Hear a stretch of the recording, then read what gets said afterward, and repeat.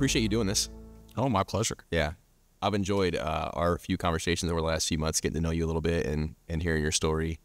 And I reached out to you. We talked about doing this idea. You were just pretty heavy on my heart. And I shared it with Deontay, and he was like, oh, yeah, he's got a great story. And so I appreciate letting us unpack that some today. Least I could do. Yeah. Happy to do it. Happy to share. Yeah. I want to take you back to when you were younger, because you kind of have that classic, I knew when I was little that I wanted to be a pilot. That passion you felt for, this is when I grow up, I'm going to be this. Yeah. What does that look like from 10 to 20? What did that do for your life? Like you pointing everything towards that goal in life? Yeah. Everything just centered around like, aviation, from like, how I was going to get there.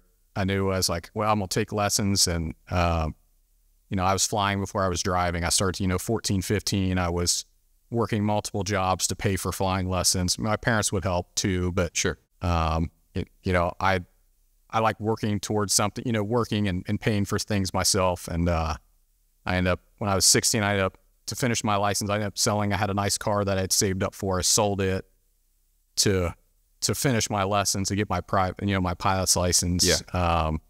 Just doing all that. And then I joined the Air Force, thinking that, potentially become an Air Force pilot, and that would help pay for much of my training, because aviation and flying is really expensive. And yeah. So everything you're doing is kind of pointing towards this one goal. Do you think you could have like defined what that goal was? Like at 25, this will be my job title, or this is what I'll be doing, or? Absolutely. Yeah. So like initially I had like plans, of course my dream was, I think overall, to be like an airline pilot. I wanted to be in the Air Force, maybe kind of a segue, into being an airline pilot. Yeah. Because you have to build time and hours, to get to the airlines, and that was just one step. But I was hoping in my lower 20s that I would be there, but it just nothing, no matter what I was doing, nothing was working out. Like, like I would, everybody always used to say like, man, this guy's got everything together. He's flying at 14, he's got, he's working multiple jobs, and, his head on straight. Yeah. And all this, and build up a lot of pressure inside. And then Sure. I started to have to I had this, this pressure to live up to those expectations. I didn't want to let my parents down. I'm naturally a people pleaser, and so I'm working hard toward these goals, but just nothing was working out, and all this time, like I'm going to church, I feel like I'm checking all the boxes. Yeah. I'm involved I was at a local church. I served, I did like the computer set, just different things. We went on mission trips, and, I'm like, the stereotypical Christian, like I'm doing all the boxes, but nothing's like working out, like I'm not where I want to be, you know, and like, I would hoping, at 20 something, I would have a career. I'd be in at least the right seat of a commercial jet or flying something professionally, but I'm end up, not flying, working a non-flying job, but still kind of going after that dream. But just, things weren't working out. So it was getting frustrating, I guess. So on the outside, people are looking at your life and they're like, man, this guy, it's like everything's falling together for him. Everything's all lined up. And on the inside, you have this heart inside that's just feeling like, this isn't where I want to be. Do you feel like you were then chasing something there, like chasing expectations, not wanting to let people down? Or well, but it was like, I always kind of say, like, it's like, like a dog chasing its tail. Like, I felt like a dog chasing its tail. Like, I would get somewhere and then I'd always end up back, chasing my tail. Like I'd get ahead and then it was just like I was right back to square one. And I think the Lord was allowing me to chase my tail and like, hey, are you going to include me? You know what I mean? And and that's finally it took me years to figure this out. Yeah.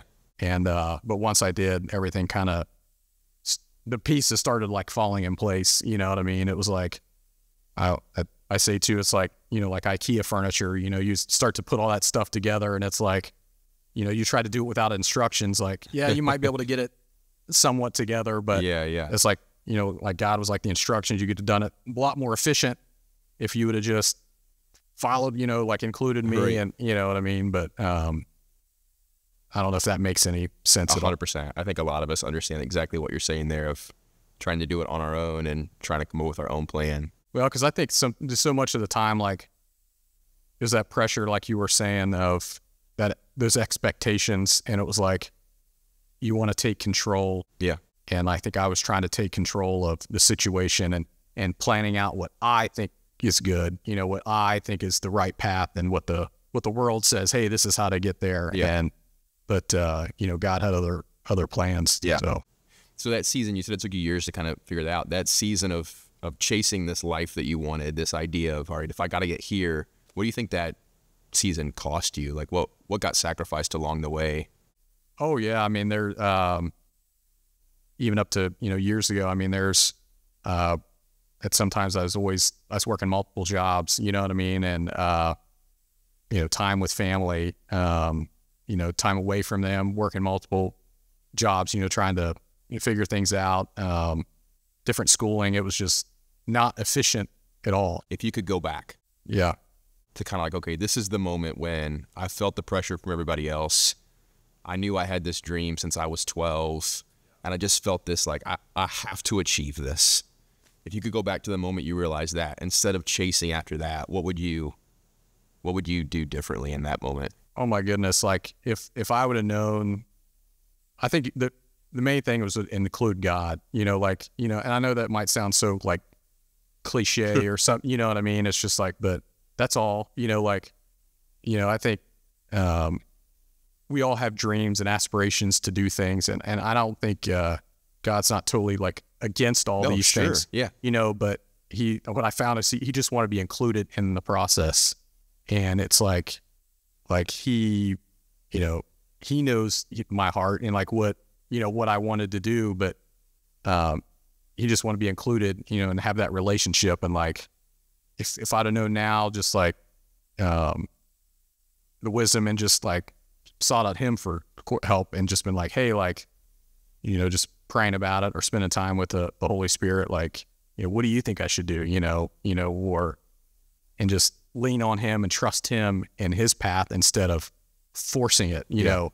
And I think that's what we try to force everything so much. And I think the Lord just allows us to go through these things until, you know, like we just like they did with the, maybe the Jews, you know, leaving Egypt, going to Israel, to the promised land, you know, he allowed them to go through that until they figured it out, you know. And until their heart was right. Exactly. Right. Yeah. And I think that's a good point with the heart, you know, the change of heart. Like I mentioned before, it's like you go through so much. Like I was involved in church, I was reading my Bible, like all kind of, you know, like I said, again, checking all the boxes, but it wasn't until like God did something in my heart, you know, and I changed it. It was just, I know I can tell you the exact day it was, you know, and then he changed my heart, and then just everything changed, you know, and like my whole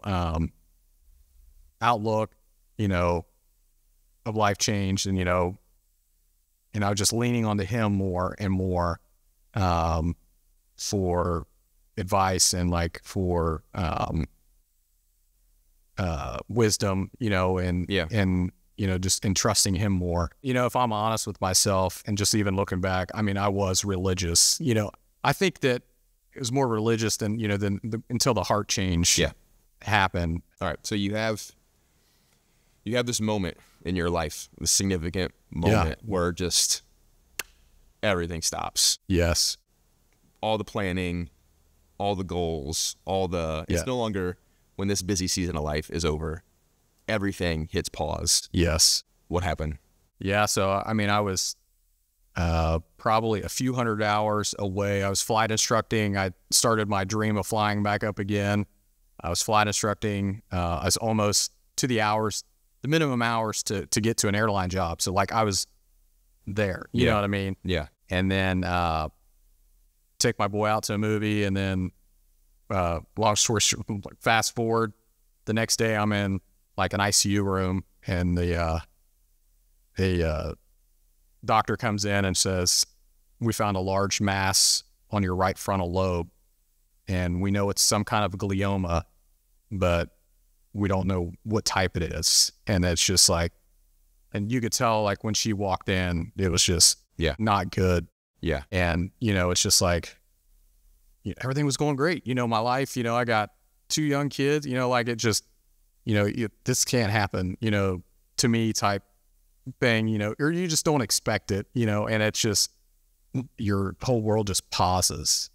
But I'll tell you, like, with that, like, I don't know, you just sit there in shock, but not one time can I recall my flying career, you know, money, you know, because I think that's part of the thing too, is like airline pilots make good money. You know, I wanted a comfortable living for my family and, you know, and all this, but none of that mattered. You know what I mean? Like, you're worried about your family. Like, am I going to be able to walk my daughter down the aisle? You know, I got a 3-year-old girl.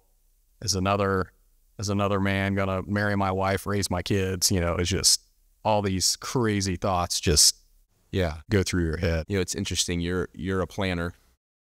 You know, a lot of us Absolutely, are. So you're thinking about your career, and your career is 10, 12, 15 years down the road. This is what I have to do to get to there. Yep. And in a moment, you're pre-planning. That side of you still exists. Yeah. But now it's, hey, in 12, 15 years, who's walking my daughter down the aisle? Yep. You know, who's laying next to my wife? Yeah. Who's raising Ezra? Yeah. And speaking into his life. It's interesting. That's heavy. You know? Yeah, it was tough. I mean, we went through so much of the time. So we initially, there was a lot of unknown there, but sure. And initially they didn't even bring up the cancer word, but you think brain tumor, like brain, like it's, you know, it's over. You know what I mean? Like it's just, at least I thought, you know, and then we go meet with the doctors, and, you know, they tell us like, you know,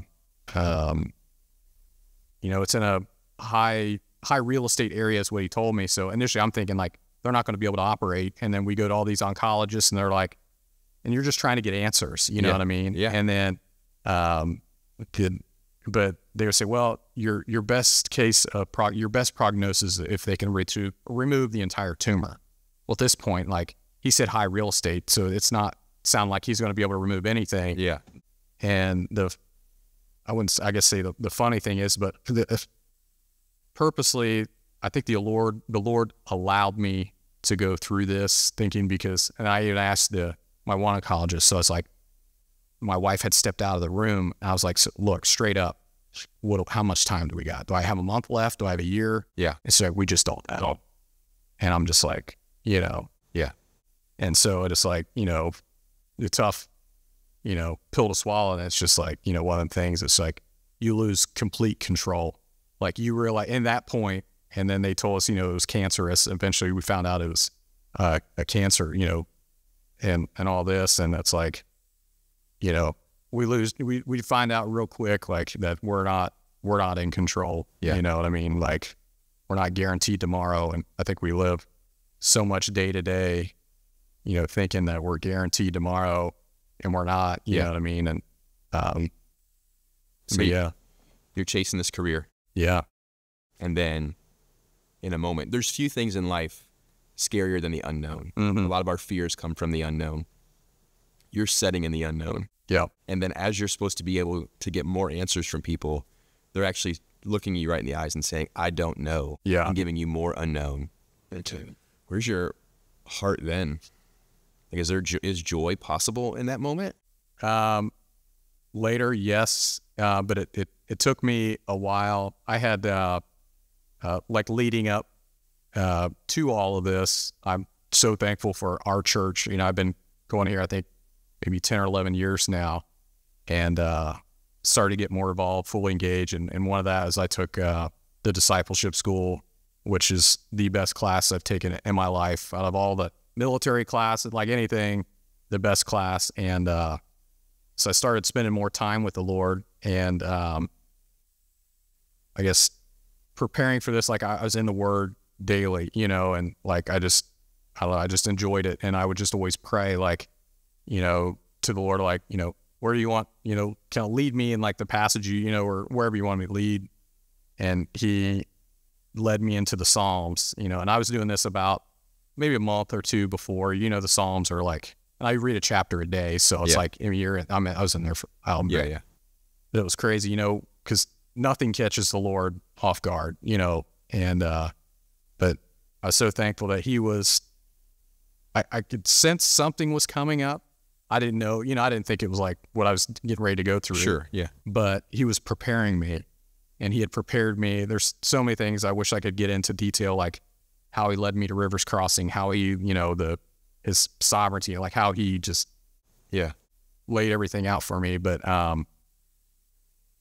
it was crazy. Like each day, like even the days leading up into Psalms, like it was just perfect timing. It was like God was speaking directly through me through the pages of the Psalms, and then like met me each day. Like it gives me goosebumps. Like it's like there, I quit believing in coincidences a long time ago. It's just him working. And so he was preparing me leading me up to that point, of that cancer diagnosis, and kind of getting to the joy part.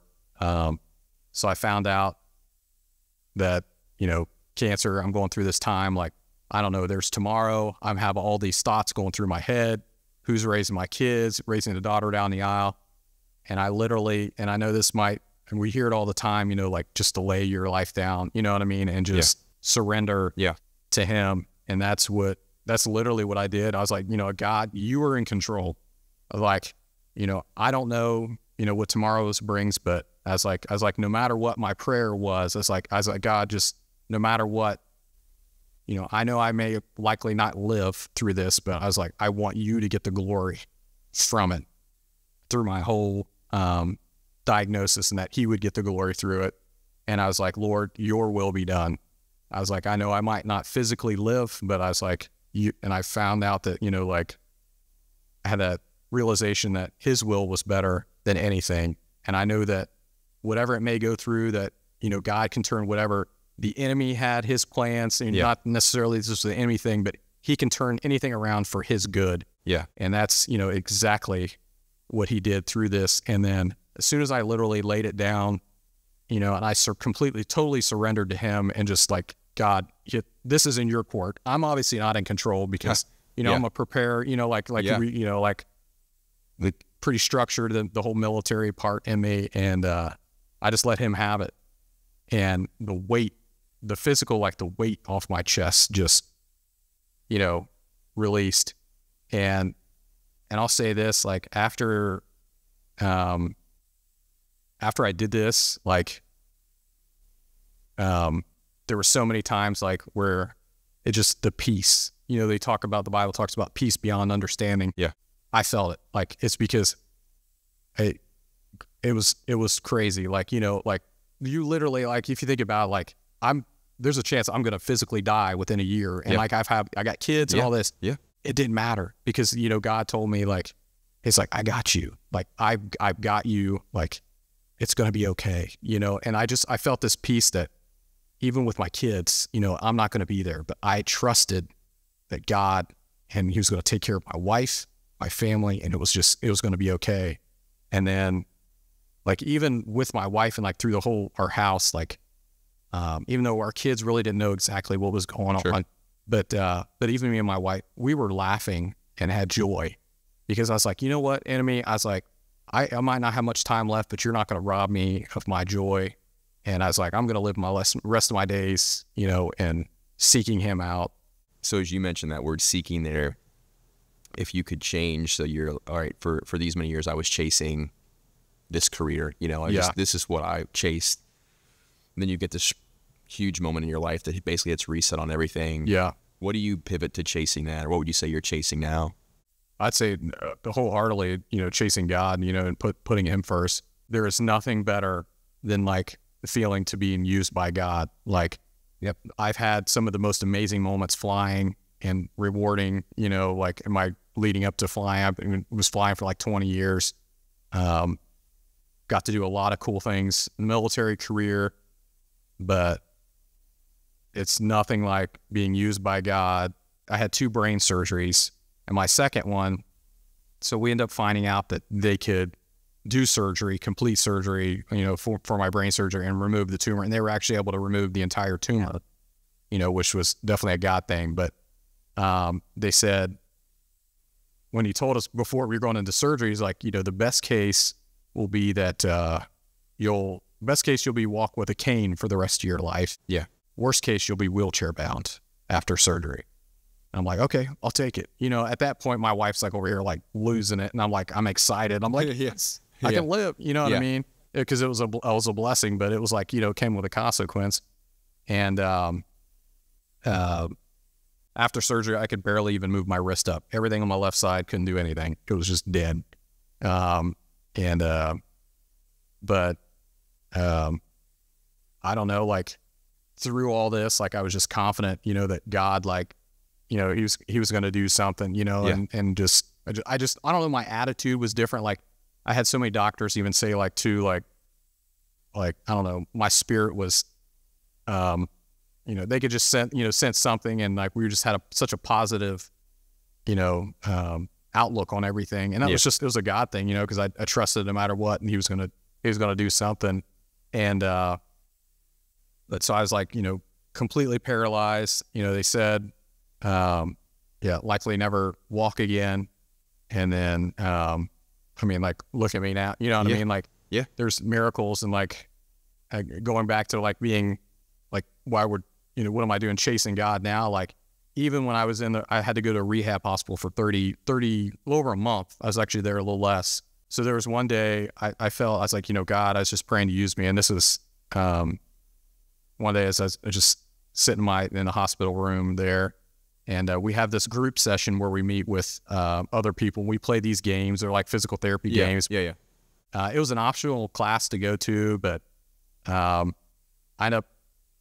was talking to my wife, and I was like, I'm just going to stick with it. It might be something fun. It's not like I'm doing anything else here. Yeah, sure. I'm just going to sit in the room. So, but anyway, so I'd pray. And then one day I felt like the Holy Spirit put on me that I was to pray for someone, pray for this lady. So I go to class excited one day, and I'm like, I'm going to pray for somebody. And then I go there, and I felt like the Holy Spirit was like, no, not today, So I was okay, obedient. And then like a day or two later, I came in, I just felt this, come over me, this rush, and it just pointed like, the Lord was like, show me this lady that needed prayer, and just to pray for her. And so I went up to her. I was like, I know this is going to sound like,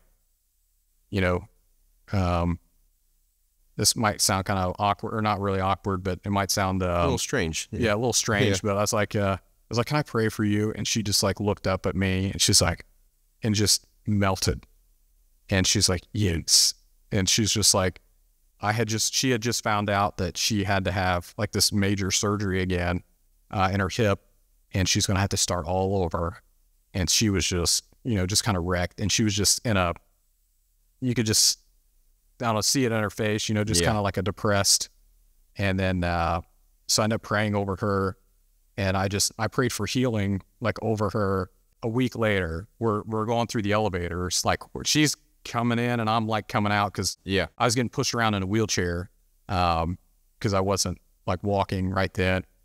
And we'd always kind of give each other crap because we'd play games and she would tear us up all this time. So always, talking, chit-chatting like that real quick. And I was like, hey, did you get your surgery date yet? And she's like, no. She's like, no, I'm actually getting discharged. She's like, oh, guess what? I don't have to have surgery anymore. And then like the doors closed, and that was it. And that's the last time I seen her. But it was just like, it was a God thing. And it's just, because some people say like, I've heard like even my family, like, you don't deserve going through all this. You don't deserve, and it's not like someone else, God couldn't use someone else there, but I'm just like, I went through this situation, and, he used me, and it was just that alone, like, it was just worth it, like just being used by God. And that's what I chase after now. And like, that's where like my heart is. Like, I don't necessarily think I'm going to, necessarily be a pastor or whatever, God can use us even if we're not pastors, whatever. Everybody's got different things, but yeah, it's just, it's the the most high and like everything I felt, you know, like that I've ever felt before, you know, and it's just. So now you're sitting here in a hangar kind of among your dream. Yeah.